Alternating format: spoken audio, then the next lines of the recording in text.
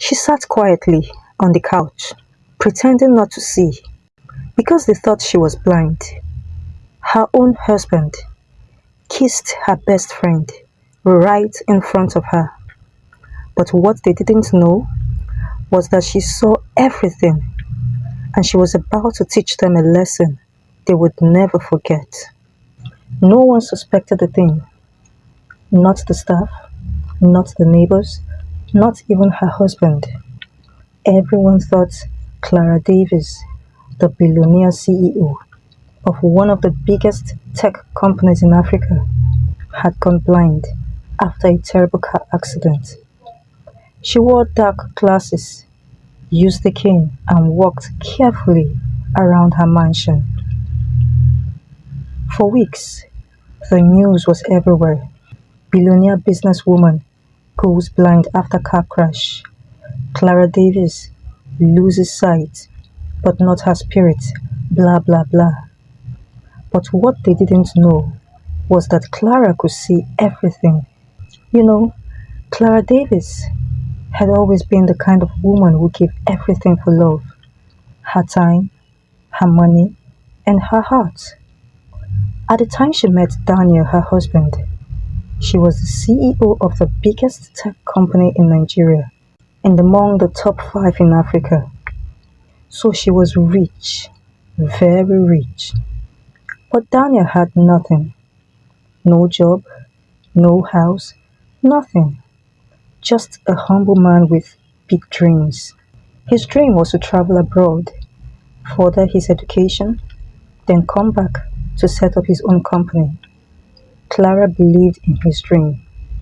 So, against her family's advice and warnings, she went ahead to marry him.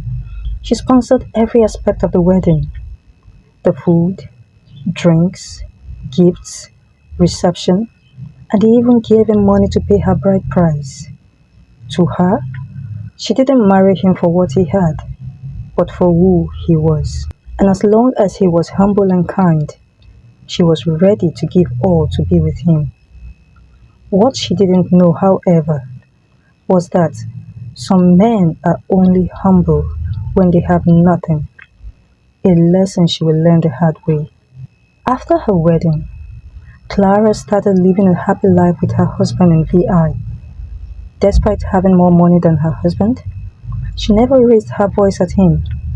Instead, she constantly encouraged him to pursue his dream. He was always well dressed, always driving expensive cars, and always going shopping that you would think he was the one with the money. They became a symbol of a perfect couple. Wives wished they had a husband like Daniel, and the husbands wished they had a wife like Clara. In church, they were used as a perfect example of how a couple should live. Clara loved her husband so much, she spent money to make him smile, even if it meant going bankrupt. Seeing him happy gave her great joy. 2 years ago, she took him on a trip to London. It was a lot of fun. They visited so many places, ate good food, and took a lot of pictures. Next, they went shopping. Clara bought a luxury wristwatch, shoes, and stylish clothes for Daniel. Everyone came back home happy. Clara gave her husband everything humanly possible. She didn't just give him money, she gave him time. She gave him pure love. On his 35th birthday, Clara surprised him. He wasn't expecting anything special, but Clara had been planning a surprise for months. That morning, she told him, "Close your eyes. Don't open them until I say so." She smiled and covered his face with both hands. She brought out a brown envelope. "Now, open," she said. Daniel opened his eyes. "What's this?" he asked. "Why don't you take a look?" she said. He screamed. Inside the brown envelope were admission documents and a visa to the United States to pursue his dream. He jumped and hugged her tight. "Clara! Oh my God! Are you serious?" She smiled and whispered into his ear, "You are my king, and I will do anything for you." Dania broke down in tears. The celebration lasted till the evening. The whole house was full of friends. Music blasted in the sitting room. There was plenty to eat and drink, and everyone smiled. Those were the sweet days. Days of peace, days of smiles, days of happiness. But while Clara was busy loving her husband, the devil was quietly planning something dark, and none of them could see it. I will explain. You see, Clara never stopped gushing about her husband to her friends. There were days when they would call and say, Clara, come with us. Let's go out and relax. Let's forget about this work stress. But Clara would always laugh and say, no, thank you. You guys can go ahead. I just want to stay home with my husband. Though they all laughed it out. Soon the gossips started and bitterness set in. One day, Cynthia, Clara's friend, invited her over for her birthday party, but she declined. Cynthia looked surprised. Excuse again? Can't you do without your husband for once? Clara smiled gently. No, I can't, she said. My husband is my life. As a matter of fact, my husband is traveling to the US today. I need to take him to the airport. Cynthia laughed and shook her head. Let me guess. You sponsored him, right? Cynthia asked. Does it matter? Clara asked. You're just being a fool, Clara. You don't know men one bit. Your husband is just using you, and he will dump you once he makes money, Cynthia quickly added. But Clara didn't mind everything her friend said. She loved and trusted her husband. Instead, she advised Cynthia to go get a man that would love her just like Daniel. Unknown to Clara, that statement would be the beginning of her downfall. From that day, Cynthia began plotting ways to destroy Clara. The airport was busy and noisy. People were hugging, saying goodbye, and rushing to catch their flights. But Clara didn't notice any of that. Her eyes were fixed on Daniel. He stood beside her in jeans and shirt, holding his small travel bag and documents. He looked nervous. Are you sure you packed everything? Clara asked, brushing his shirt gently. Daniel nodded. Yes, I think I have everything. She gave a small smile. But inside her heart was heavy. I'm proud of you, she said. Daniel looked at her. His eyes were soft. I will never forget all your sacrifices, he said. Clara reached into her handbag and gave him a small envelope. What's this? He asked. Money, she said. It will help when you arrive. You will need food, transport, anything. Daniel opened the envelope and saw many dollar bills and naira notes. He knew she had already spent a lot. I don't deserve you, he said quietly. Don't say that, Clara replied. Just do well and make us proud. Then the announcement came. Flight 703 to US now boarding at gate 4. Daniel zipped up his bag. His hands were shaking. He looked at Clara again and asked, How do I thank you for everything? You don't have to, she said softly. Just come back stronger. Come back for your family. He leaned forward and kissed her. Then he gently touched her cheek. I love you, he said.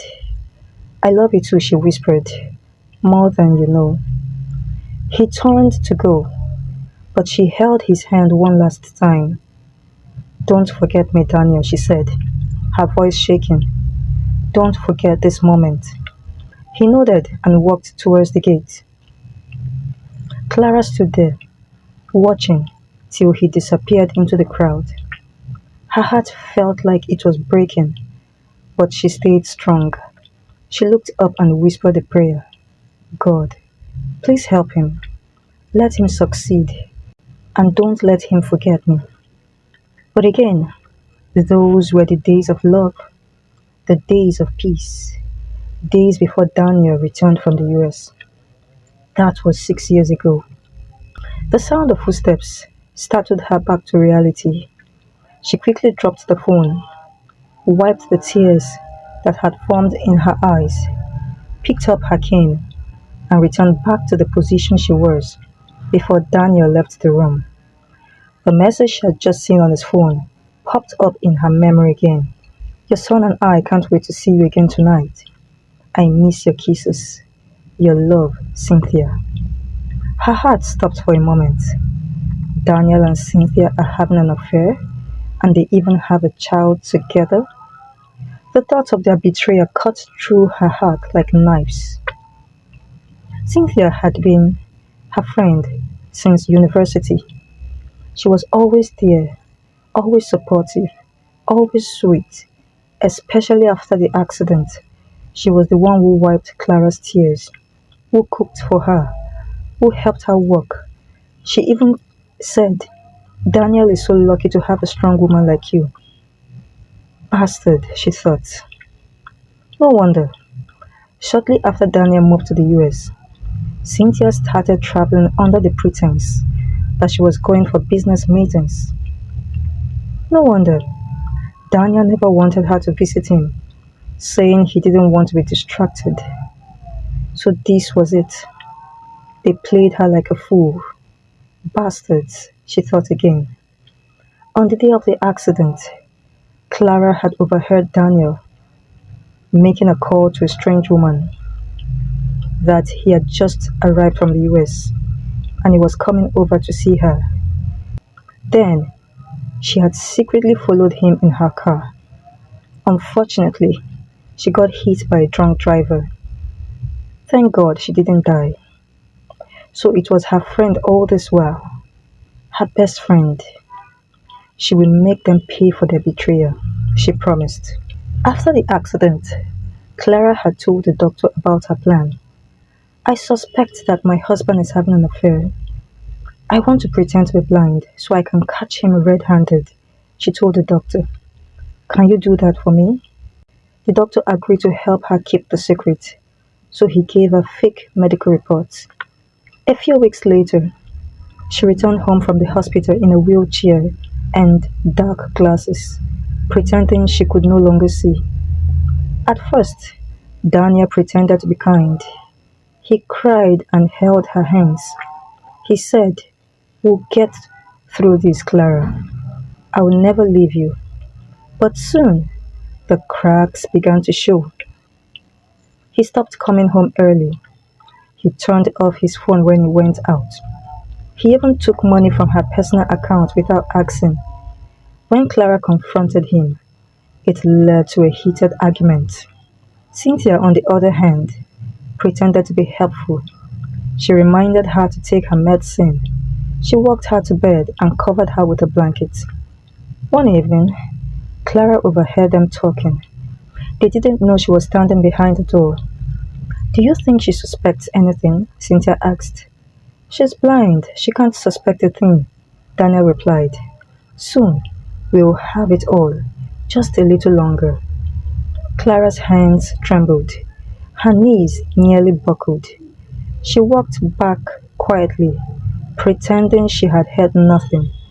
But her heart burned with pain and rage. She decided it was time to up her game. She installed hidden cameras all over the house with the help of her loyal driver Mike. She had asked Mike to act like she was still blind whenever they were around. Pretend like nothing has changed, she whispered. I need to see everything. And she did. She saw Cynthia kissing her husband passionately in the sitting room. She also saw Daniel bringing Cynthia into their bedroom when he thought she was asleep on the couch. Then she watched as they toasted wine and laughed about how foolish she had become. Tears ran down her cheeks every night, but she didn't break. Not yet. She knew they were up to something evil, but she needed evidence. So one afternoon, she bumped into Daniel searching the room. Is everything all right? She asked, pretending to still be blind. Everything is fine, he said, and continued searching. She knew he was looking for her documents. Aside from stealing her money, they also had plans to sell her properties. She had overheard them talking about it. So she replaced the original documents with fake ones. She smiled, knowing well that they were walking into her trap. 2 weeks later, Clara invited them both to dinner. I want to celebrate life, she said. I may be blind, but I'm still alive, and that's worth celebrating. The dinner was set in Clara's elegant mansion, and soft music played in the background. Clara wore a long, graceful dress, and her dark glasses, playing her part well as the blind wife. Daniel looked slightly nervous, but masked it with a smile. Cynthia arrived, dressed in a tight red gown that turned heads, her lips painted a bright shade of deception. Darling, how are you today? Cynthia asked Clara with a soft tone, giving her a warm hug. Clara smiled gently and replied, I'm fine, Cynthia. Thank you for coming. It means a lot. They sat at the table. Clara sat between the two people she once trusted the most. The food was delicious, but the tension in the room was thicker than the jollof rice. Daniel kept glancing at Cynthia when he thought Clara couldn't see. Cynthia occasionally touched his hand under the table, thinking Clara had no idea. But she saw everything, every smile, every glance, and every whisper. Clara excused herself from the table after dinner, saying she needed to rest. From her bedroom upstairs, she watched them through a hidden camera. She saw Cynthia lean in and whisper to Daniel. Then she saw Daniel lean in and kiss her. The betrayal burned in her chest like fire, but she didn't cry. She picked up her phone and made a quiet call. The next day, Clara told Daniel she needed to travel abroad for a medical checkup. Daniel didn't look sad. Instead, he smiled, thinking he was finally free. When Clara left, Cynthia began spending more nights in the mansion. Daniel acted like the king of the house, while Cynthia paraded herself like the queen. But what they didn't know was that Clara never left the city. She was staying in a nearby apartment, watching everything. Her staff, her driver, even her chef were all loyal to her. Clara began gathering proof, pictures, videos, phone recordings. One day, Cynthia went too far. She tried on Clara's clothes and jewelry and took selfies in the master bedroom, laughing with Daniel. Clara sent those pictures to her lawyer. The time has come. She returned home one evening unannounced. She wore a royal blue gown and no dark glasses. Her eyes sparkled with strength. The staff opened the doors and gasped at her presence. Daniel came downstairs, shocked. Cynthia, in Clara's clothes, froze. Clara, Daniel said, his voice shaky. I thought you were supposed to be abroad. And your eyes. What happened? Clara smiled coldly. Surprised? Yes, Daniel. I can see. I was never blind. I saw everything that happened. Cynthia dropped the glass she was holding. Daniel stammered, trying to form the words. Clara walked straight to him and placed the file on the table. These are the divorce papers. You have 30 minutes to sign or go to jail for trespassing, theft, and fraud. Cynthia tried to speak. Clara raised her hand. Don't. I called you sister. I was there for you when your father died. And behind my back, you were sleeping with my husband, and you even have a child for him. Cynthia burst into tears. Daniel dropped to his knees. Please, Clara, I made a mistake. Clara looked down at him. No, Daniel, you made a choice, and now I'm making mine. She turned to the policemen that came with her. Arrest them. The men moved swiftly. Daniel and Cynthia were arrested. That night, Clara sat in her study, sipping tea. Her heart ached, but her face was calm. She was free at last. Dear viewer, did you learn something from this emotional and powerful story? If you did, I would love to hear your thoughts in the comment section. Don't forget to like, share, and hit that subscribe button.